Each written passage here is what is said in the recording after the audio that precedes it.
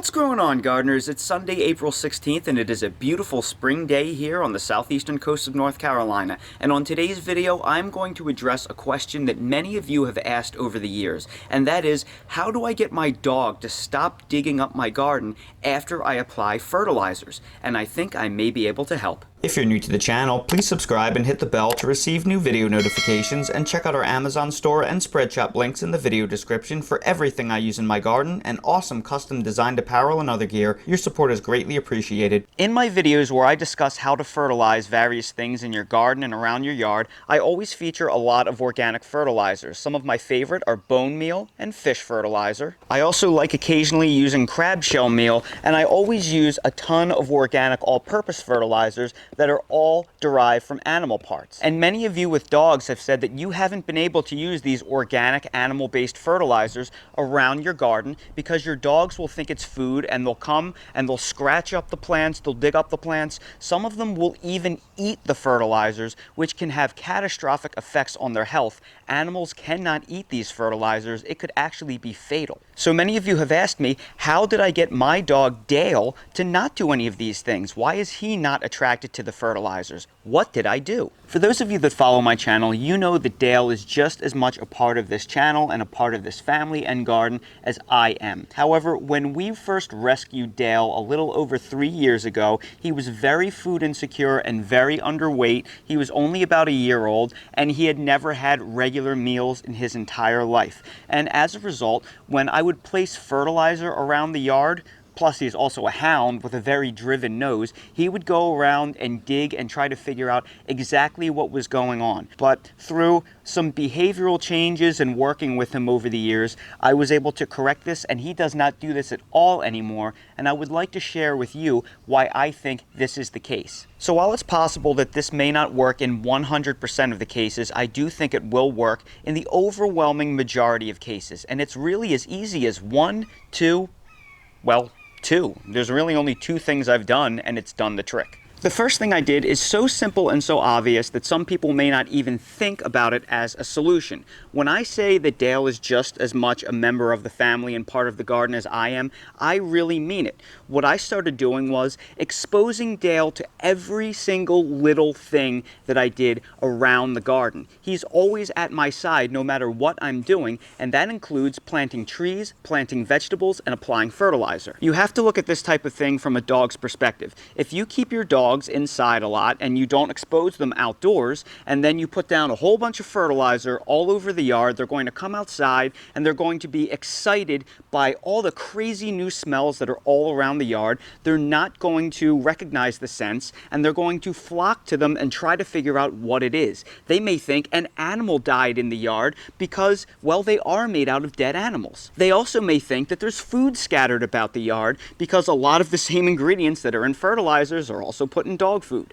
It's leftover animal parts that generally can't be sold to humans for various reasons. So if your dog is not aware as to what you're doing around the yard and garden, they get all these new smells and they rush to think, where is my food, or where is the dead animal that I need to attack or find and eat? Well, the way I've gotten around this with Dale is I always have him exposed to all of these different fertilizers. He's right there with me as I'm applying them. So over the years, well, over really the first few months, he got so much exposure to these products that he was able to figure out what these various scents are.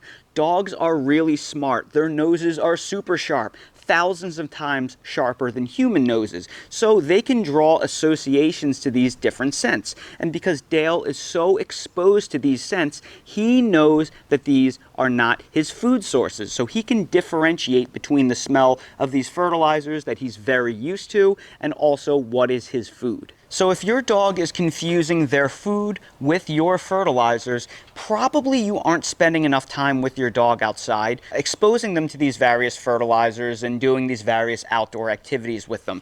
They are really smart animals, and they will properly draw the proper associations between their foods and their fertilizers. Now, I'm not going to say let your dog around open bags of fertilizer. That is extremely dangerous, because if they get into a bag of fertilizer, they can eat uncontrollably. uncontrollably. I lock all these fertilizers up in the shed where Dale can never get access to because they are harmful, if not fatal, when swallowed. So don't be too over trusting. But that being said, simple exposure can do a lot to make sure that your animal doesn't confuse these various scents. And it will make them nose blind over a longer period of time because they will no longer be interested in these scents that they're very used to. But keep in mind, this is only going to be effective if your dog isn't suffering from food insecurity. When we first rescued Dale, he was very food insecure, but over months and years of him constantly getting regular meals at the same interval, a lot of that fear went away and he's no longer scared where his next meal is coming from. Don't get me wrong,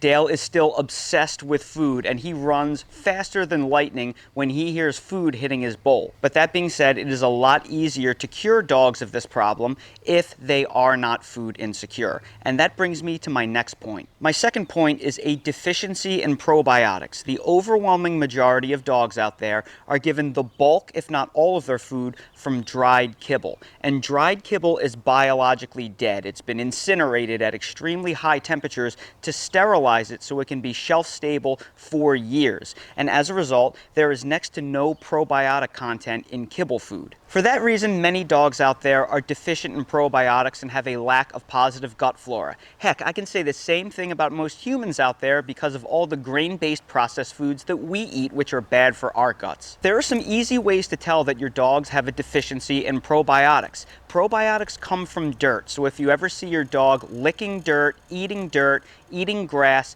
licking their paws that came in contact with the ground, that is usually a dead giveaway that they're having some upset stomach issue that's probably caused from a lack of probiotics in their diet, probably spurred on by too much kibble-based food. We've been able to eliminate these problems in Dale's diet because I cook about 2/3 of his food. He gets about 1/3 of his food from dried kibble, and the other 2/3 I make myself. And I usually cook food made out of various meats and organ meats, bone broth, and then I usually amend it with a starch, either sweet potatoes or rice, and then usually greens from the garden that is cooked for a long time so everything breaks down nicely. So because he gets so many of his calories from fresh foods instead of biologically dead kibble, he has amazing gut flora, and I also give him a probiotic vitamin to start the morning every single day. So his digestive system is really healthy. So if some of you have issues with your dogs licking the ground after fertilizer has been applied, it could be because they have a deficiency of probiotics in their diet.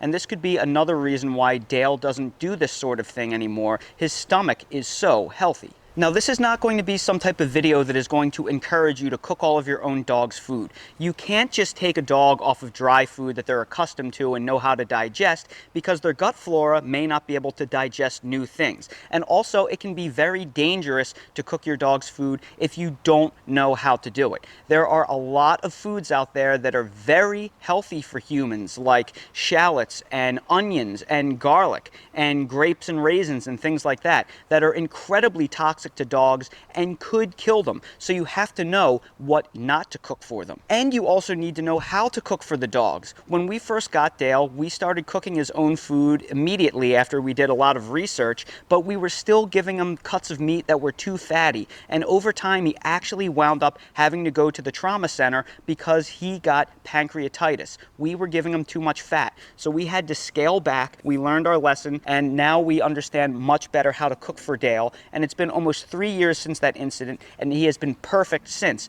But the point I'm trying to make is it can be dangerous if you don't know what you're doing. We were pretty well researched, and even we messed up in the beginning. And also, let's face it, most people just don't have the amount of time to cook all of their own dog's food. Most people don't even cook all of their own meals for themselves. But there are ways that you can supplement your dog's mostly kibble-based diet to make their guts healthier. The first thing that I recommend is that you get them on a daily vitamin. I love this vitamin right here. I have it linked in my Amazon storefront under the list Dale's favorite things. I'll also drop a link in the video description. They make omega vitamins, they make probiotic vitamins. They're very inexpensive, they're high quality, and they have good ingredients. So getting them on a daily vitamin that contains probiotics is a great step to making sure that they have healthier digestion. And the other thing you can do is, while it may be a very big and potentially dangerous commitment to cook all of your dog's food, you can supplement their predominantly dry kibble-based diet with cooked greens or cooked carrots or other things from the garden. What I love doing is I go to Aldi and I buy these organic bone broths because they have no spices and they have no added salts. Remember, dogs can't tolerate a lot of the spices and the flavorings like onions and garlic that are in most chicken stocks. And because dogs don't sweat, they need a tiny fraction of the amount of sodium in their diet that humans need. So if you were to give them human levels of sodium typically found in chicken stocks, it can really harm them. So what you could do is you can take some no or very low sodium chicken broth that has little to no spices, and you can pour it in a crock pot, and you can slow cook some greens like kale from the garden or things like baby carrots or sweet potatoes, and you can let it slowly stew and break down, and then you can simply add that as a topping to their kibble. That way they get the nutrition of a bone broth and they get some probiotics in their diet that is cooked out of their dog food. So making little things like topping their meals with things that are very easy and cheap to make, as long as you are sure that you're using low sodium ingredients and not including any of the foods in there that are toxic to dogs, that can be a great way that you can help make their guts healthier. And the other thing we do to help in Dale's digestion is every night we make him a little dessert of plain, unsweetened, unflavored, low-fat yogurt mixed with a little bit of plain, unsweetened applesauce and a tiny pinch of cinnamon that we mix together. And he gets that after his dinner every single night while we're watching TV, unwinding from our long day. And he absolutely loves it. Yogurt is great for not just human digestion, but dog digestion as well. Just make sure it is a low-fat, unsweetened, plain yogurt. And incorporating these things, we have made it so Dale is no longer attracted to any of those fertilizers anymore. He could not care less about them, and he has no reason to go and dig them up. So by simply spending more time with your dog and exposing them to all of the things you're doing around the garden, especially your fertilizer routine, making sure they are food secure and making sure they have a healthy gut and they don't have any reason to eat dirt and lick their paws, that can go miles to help dissuade them from digging up your plants, and you'll have a healthier dog to show for it. Now again, I just want to create a warning here that if you give your dog all dry kibble and you have no experience cooking for your dog, please, you have to be very, very well researched on that. Just don't go all gung-ho. It can be really dangerous, and if you do try to change their food over, you have to do it very slowly. So I recommend it's much safer to just add a vitamin and maybe start topping their foods with a little bit of homemade things like the vegetables cooked in a sodium-free, herb-free chicken broth or something like that. And of course, giving them little things like maybe a little yogurt treat here and there can be very good for their digestion as long as it's plain and unsweetened. But please don't take my word for it. If you're going to do something like that, make sure you are well researched beforehand. And I also recommend contacting your vet beforehand and see if you can speak to a nutritionist. That's what we did. We talked things over with our vet when we rescued Dale and let them know that we were doing things like this, and the results have been very impressive over time. So everybody, I sure hope you found this video helpful. If you did, please make sure to hit that like button, subscribe to the channel, and ring that notification bell so you're notified when we release more videos like these. I'll link to some of the products I referenced in this video directly in the video description, and of course they're all linked in my Amazon storefront as well. If you have any questions, please ask them in the comments section below, and I will do my best to answer them. Thank you all so much for watching, and I hope to see all of you again on the next video. Look, Dale, squirrel! There's a squirrel over there. Oh, you see him? You know, the funny thing about Dale is, if that squirrel was in his backyard, he'd be losing his mind. He'd be running at the squirrel, barking at it. But because the squirrel is over there, he doesn't really care, huh, buddy? You couldn't really care less. You just want to get back to your walk. As long as he's not in your yard, in your territory, it's okay, right, buddy?